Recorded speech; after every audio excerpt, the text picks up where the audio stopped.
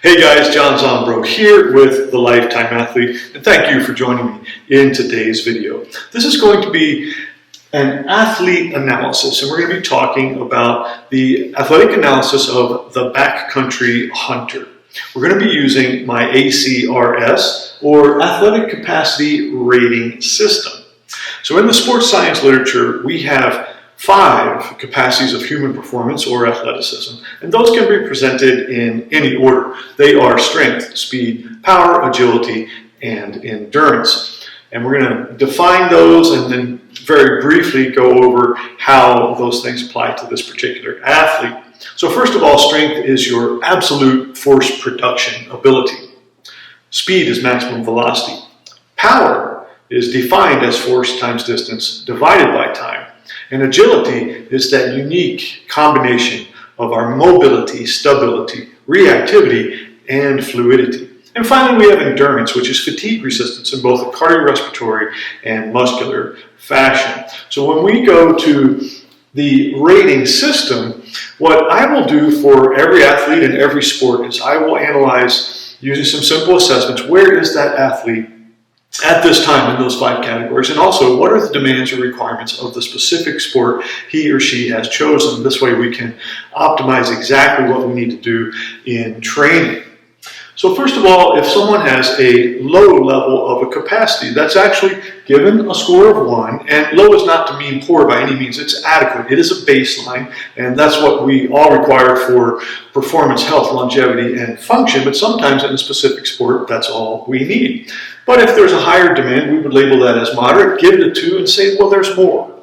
And then finally, if we are needing the highest amount of a capacity, or a sport is demanding it, we're going to give that a 3 and recognize that's the most that we can have available and develop in the individual or the organism which we're working with.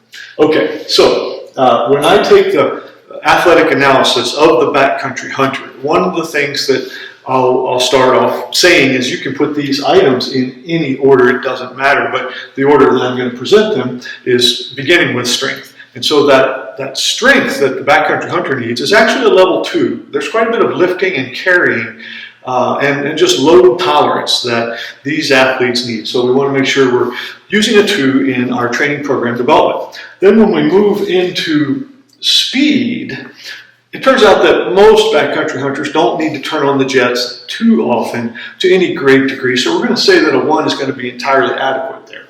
Moving to power, this is going to be a rating of 2 because there's quite a bit of power necessary for this particular athlete, particularly going uphill with heavy loads, sometimes through deep snow. Things like that really demand and benefit from having a reasonable amount of power.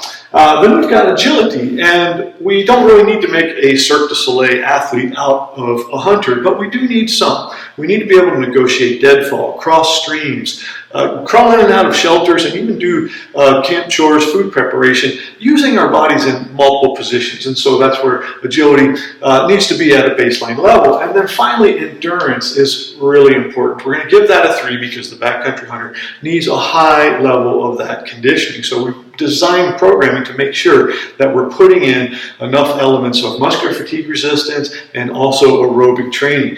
Backpack cardio is one of the more popular and effective means for doing this, but it's only a part of what we do in comprehensively training this athlete. So again, just a quick review. The ACRS, we've got 5 capacities: strength, speed, power, agility, and endurance. We rate those with a 1, a 2, or a 3. And then for this athlete, the backcountry hunter, we recognize the score of 2, 1, 2, 1, 3 to optimize program development. So guys, I hope you like this. If you'd like more resources on these and similar topics, by all means, check out some of the things that are available at thelifetimeathlete.com. And thanks again for being with me today.